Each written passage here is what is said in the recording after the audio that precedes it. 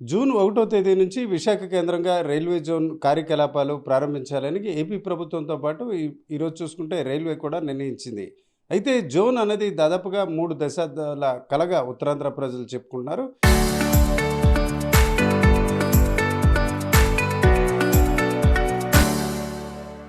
అయితే ఈ కల నెరవేరిందని సంతోషపడాలా? లేక ఇంకా ఏమైనా అంశాలు ఉన్నాయా? అలాంటి అంశాలు ఇప్పుడు ఏపీతో పాటు అన్ని ప్రాంతాల్లో చర్చ జరుగుతుంది. ఎక్కువగా ఉత్తరాంధ్ర ప్రజలు మాత్రం గడిచిన వారం రోజులుగా ఇదే అంశాన్ని చర్చిస్తున్నారు. ఈ దశలో స్థానికులు అన్నిటికంటే మించి సామాజిక అంశాలపై పోరాటం చేస్తున్న సామాజికవేత్త బొలిశెట్టి సత్య గారు ఉన్నారు. సత్య గారు, మీరు నాకులాగే గెజిట్ నోటిఫికేషన్ చూసుంటారు రైల్వే జోన్కి సంబంధించి.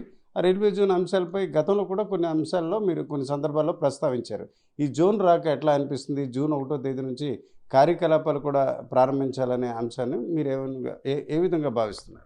అంటే తప్పనిసరిగా ప్రతి ఒక్కరు కూడా అభినందించాల విషయం అండి. ఎందుకంటే ఎందుకు అభినందించాలంటే మనకంటూ ఒక జోన్ వస్తుంది 4.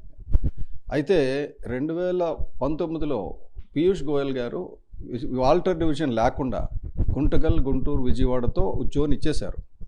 అప్పుడు మన వాళ్ళు గొడవ పెట్టి అలా కాదు మాకు వాల్టర్ డివిజన్తో కావాలి అని చెప్పేసి పెడితే అప్పుడు ఏం చేశారంటే అది డిలే అయింది. ఇప్పుడు ఈ వైష్ణవ్ గారు వచ్చి అశ్విని కుమార్ వైష్ణవ్ గారు వచ్చి ఈ జోన్ అనౌన్స్ చేశారు. చాలా సంతోషం.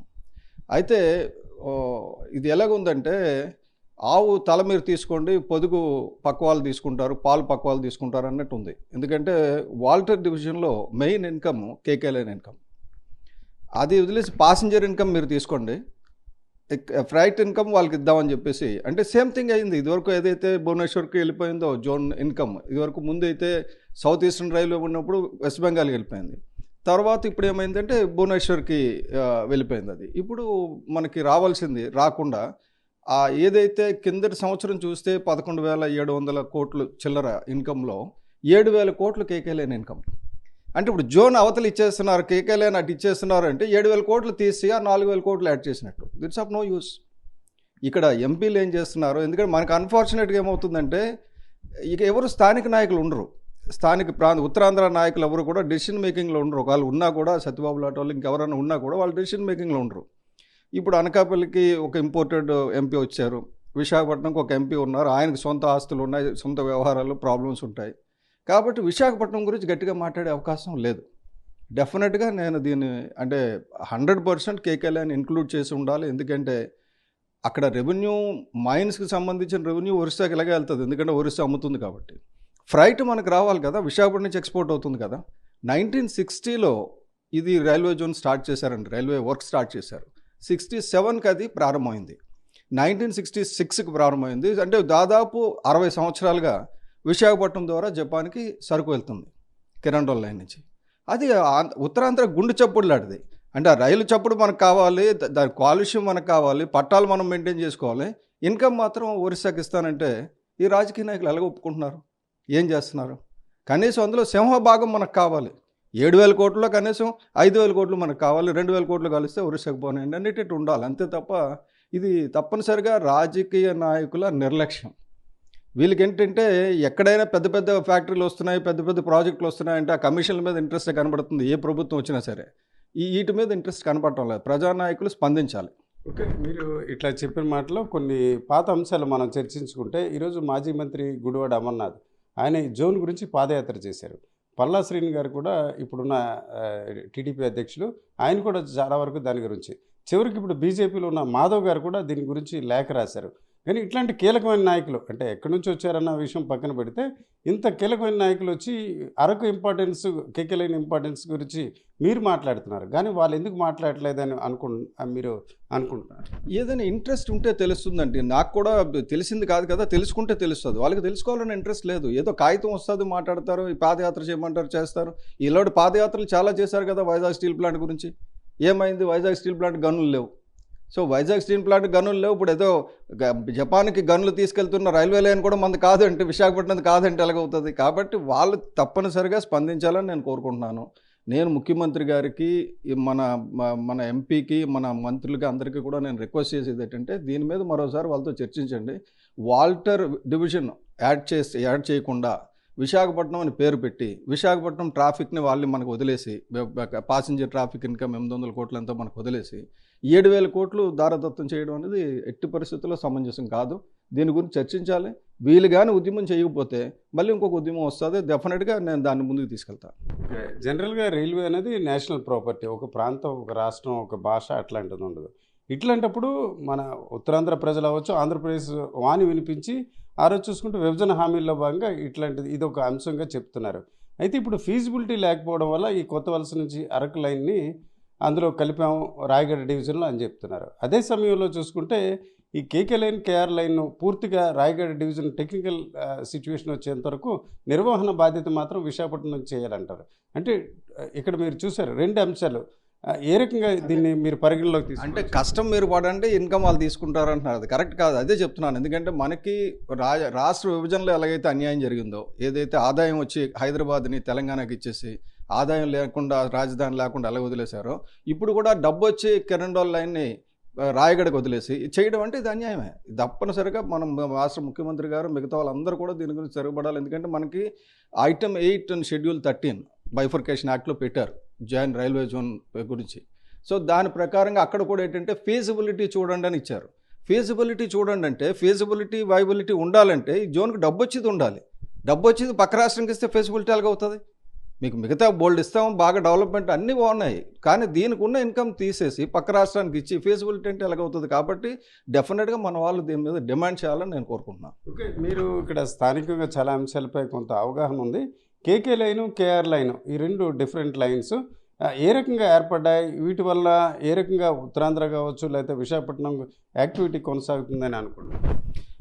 అంటే ఇప్పుడు కిరండల్ లైన్ అనేది అంటే స్పెసిఫిక్గా జపాన్ ఎయిడ్ తోటి, జపాన్ గవర్నమెంట్ ఇచ్చిన డబ్బుతోటి నిర్మించిన లైన్ అండి. అప్పుడు డీబీకే లైన్ క్వార్టర్స్, రైల్వే క్వార్టర్స్ అన్నీ ఉండేవి విశాఖపట్నంలో. మా చిన్నప్పుడు అలా రైల్వే లైన్ వేయడం అంతా కూడా చూసాం. ఎంత కష్టాలతో కూడుకున్న పనో చాలామందికి తెలియదు అది. అయితే ఇప్పుడు మనకి కరెక్ట్గా అవకాశం వచ్చినప్పుడు, జోన్ మనకి రావాలి అనుకున్నప్పుడు, అయితే డెఫినెట్గా కేంద్రందే, కానీ దీని మీద వచ్చిన ఆదాయాన్ని ఇక్కడ ఖర్చు పెట్టడానికి అవకాశం ఉంటుంది. ఈ ఆదాయాన్ని మనం ఒరిస్సాకి వదిలేసాం అనుకోండి, ఒరిస్సా డెవలప్మెంట్కి దాన్ని వాడతారు కానీ ఆంధ్ర డెవలప్మెంట్కి వాడరు. ఎప్పుడైనా జోన్లో ఫర్దర్ ఎక్స్పాన్షన్ కావాలి, ఇంకేమైనా ఫర్దర్ రైల్వే లైన్స్ ఎక్స్పాన్షన్ కావాలంటే ఇక్కడ జోన్ రెవెన్యూ అంత చేస్తుందని చూస్తారు. కాబట్టి మనకి ఇక్కడ అరకుకి సంబంధించింది కానీ, ఈ కిరండోలకు సంబంధించిన లైన్స్ కానీ, ఇవి చాలా అంటే ఉత్తరాంధ్ర అభివృద్ధికి అవి కనెక్ట్ అయి ఉన్నాయి. ఇప్పుడు విశాఖపట్నం పోర్టు గత 60 ఏళ్ళుగా అభివృద్ధిలో ఉంది అంటే కేవలం ఈ కేకే లైన్ అది రావడం వల్లే. కాబట్టి దీని మీద ఇన్కమ్ అనేది ఎలాగైనా సరే మన రాష్ట్రానికి, అంటే మన జోన్కి వచ్చేటట్టు, రాష్ట్రానికి కేంద్రానికి వెళ్తుంది. కానీ అడ్వాంటేజ్ ఏంటంటే అది ఈ విశాఖపట్నం జోన్లో ఉండడం వల్ల అడ్వాంటేజ్ ఏమొస్తుందంటే ఆ 7,000 కోట్లు కూడా ఇన్కమ్ కింద చూపించి మనం ఇక్కడ ఆంధ్ర రాష్ట్రంలో ఇంకా రైల్వేని అభివృద్ధి చేసుకోవచ్చు. ఓకే, ఓవరాల్గా చూసుకుంటే ప్రతి పార్టీ ప్రతిపక్షంగా ఉన్నప్పుడు ఈ అంశంపై పోరాటం చేయడం, ఉద్యమాలు చేయడం, ఇండివిజువల్గా ర్యాలీలు చేయడం, ధర్నాలు చేశారు. అయితే ఒరిస్సా ఆధిపత్యం నుంచి బయటపడాలన్న కోరిక ఆ రోజు ఎక్స్ప్రెస్ చేశారు. కానీ ఇప్పుడున్న సిచ్యువేషన్ బట్టి యథావిధిగా ఒరిస్సా ఆధిపత్యం ఇక్కడ కొనసాగుతుందని మనం అనుకోవచ్చా ఈ డివిజన్లో కేకే లేకుండా చేయడాన్ని? అంటే ఆధిపత్యం డెఫినెట్గా కొనసాగుతుందండి. ఇప్పుడు కాదు, నేను ఐఎమ్ టాకింగ్ అబౌట్ 40 years క్రితం జనా గారు అని ఇక్కడ సీనియర్ డివోర్స్గా వచ్చారు. ఆయనతో నాకు మంచి పరిచయం ఉండదు. ఆ తర్వాత ఆయన రైల్వే బోర్డు చైర్మన్ అయ్యారు. How they can influence things అనేది నాకు తెలుసు. రైల్వే అక్కడ ఒరిస్సాలో ఏమైనా కావాలంటే వెంటనే చిటికలో అయిపోతుంది, మనకు కావాలంటే అవ్వదు. అది కష్టం. ఎందుకంటే మన వాళ్ళు ఎవరు కూడా ఆ బోర్డులో లేరు, రైల్వే బోర్డులో లేరు. ముందు నుంచి ఆ ఒరిస్సా, వెస్ట్ బెంగాల్, ఎందుకంటే బెంగాల్, నాగ్పూర్ రైల్వేస్ అని ఇది జోన్ కూడా అలాగే ఉండింది. ఆ రైల్వేస్ కూడా మొత్తం అంతా కూడా వాళ్ళు బెంగాలీ వాళ్ళు శాసించారు, తర్వాత ఒరియా వాళ్ళు శాసిస్తున్నారు. మన వాళ్ళు శాసించాలని కాదు, కానీ ఇది మన రైట్, మన హక్కు. దీని గురించి డెఫినెట్గా మనం అడగాలి. ఓకే, అదృష్టం దురదృష్టం ఇప్పుడు Anakapalli MP, railway standing committee chairman Palla Srini గారు టీడీపీ అధ్యక్షులు, మరోవైపు చూసుకుంటే మాధవ్ గారు బీజేపీ అధ్యక్షులు. ఇట్లాంటి ఒక కీలక నాయకులు ఉత్తరాంధ్రకు సంబంధించి ప్రాతినిధ్యం వహిస్తున్నారు. మరి వాళ్ళు ఏం చేయాలి, అలాగే ప్రజలకి మీరు ఏం చెప్దాం అనుకుంటున్నారు? ఈ ఇష్యూ వల్ల నష్టమని ఇప్పుడే ప్రస్తావించారు. నెక్స్ట్ ఏం చేస్తే ఇప్పటికే గజెట్ నోటిఫికేషన్ వెలువడింది కదా, దాన్ని సవరించడానికి అవకాశాలు ఉన్నట్టు మీరేమైనా అనుకుంటున్నారు? పూర్తి అవకాశాలు ఉన్నాయండి, దానికి ఏం అభ్యంతరం లేదు. గజెట్ సవరించడానికి కానీ, లేకపోతే వైజాగ్ జోన్ మొత్తం కేకే లైన్ ఇందులో ఇంక్లూడ్ చేయడానికి కానీ అభ్యంతరం లేదు. ఇప్పుడు కూడా ఎలాగుంటుందంటే అడగకపోతే అమ్మాయిని పెడుతుంటారు కదా, వాళ్ళకి తీసేసి వదిలేస్తే మనం అడగలేదు. ముందు అసలు విశాఖపట్నమే తీశారు, అటువంటిది విశాఖపట్నం వచ్చింది కదా.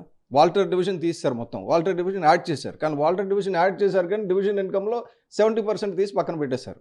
అలా కాకుండా డివిజన్ ఇన్కమ్ కూడా యాడ్ చేయాలి అంతే, అది ఇంపార్టెంట్ అని నేను మాధవ్ గారికి కానీ లేకపోతే ఎంపీలకు కానీ అందరికీ రిక్వెస్ట్ చేసేది ఏంటంటే చిత్తశుద్ధితో అందరూ కలిసి అపోజిషను రూలింగ్ అని కాకుండా అందరూ కలిసి చిత్తశుద్ధితో దీని గురించి ట్రై చేయాలి. లేదంటే భవిష్యత్తులో పుట్టగతులు ఉండవు వీళ్ళకి. నేను చెప్తున్నా చాలా సీరియస్గా, ఎందుకంటే it will become an issue. ఎలాగైతే స్టీల్ ప్లాంట్ గనులు తేకుండా కూర్చొని అదే ప్రైవేట్ స్టీల్ ప్లాంట్ పెడతామంటే మొత్తం అందరూ వెళ్ళిపోయి శుభ్రంగా హాజరవుతున్నారు వాటికి. కాబట్టి ఇప్పుడు ఎలాగైతే స్టీల్ ప్లాంట్ని నెగ్లెక్ట్ చేశారో అదే మాదిరిగా ఇక్కడ ఉత్తరాంధ్ర రైల్వే జోన్ నెగ్లెక్ట్ చేస్తే భారీ మూల్యం చెల్లించుకోవాల్సి వస్తుంది. నాయకులందరూ కూడా చిత్తశుద్ధితో కృషి చేయమని నేను విజ్ఞప్తి చేస్తున్నాను. ఇది ఒక రకంగా చాలా కాలంగా చిరకాలుగా ఉద్యమ ఫలితంగా ఈరోజు రైల్వే జోన్ ఏర్పాటు మాత్రం స్వాగతిస్తున్నట్టు బొలిశెట్టి సత్య చెప్తున్నారు. అదే సమయంలో చూసుకుంటే శ్రమ అంతా కూడా ఉత్తరాంధ్రది, ఆదాయం అంతా కూడా ఒరిస్సాది. అట్లాంటి పరిస్థితి వచ్చిన నేపథ్యాన ఖచ్చితంగా ఈ ప్రాంత ప్రజలు మరొక ఉద్యమానికి శ్రీకారం చుట్టేలాగా ఈ ప్రాంతానికి ప్రాతినిధ్యం వస్తున్న నాయకులందరూ కూడా మాట్లాడాలి, కేంద్రంపై ఒత్తిడి తీసుకోవాలి. నిజానికి గజెట్ నోటిఫికేషన్ వచ్చినప్పుడు కూడా దీనికి సవరించే అవకాశం ఉంటుంది. గుండుకాయ లాంటిది కేకే లైన్ ఇట్లా కొత్త వలస నుంచి అరకు ఉన్న ప్రాంతాన్ని యథావిధిగా గతంలో వాల్తేరు డివిజన్లో ఏ రకంగా కొనసాగించారో అదే రకంగా విశాఖపట్నం డివిజన్లో కొనసాగించాలి. కాని పక్షంలో ప్రజా ఉద్యమంలో తాను కూడా ముందడుగు వేస్తానని చెప్తున్నారు. కెమెరా పర్సన్ మౌలానాతో రామచంద్ర, RTV, విశాఖపట్నం.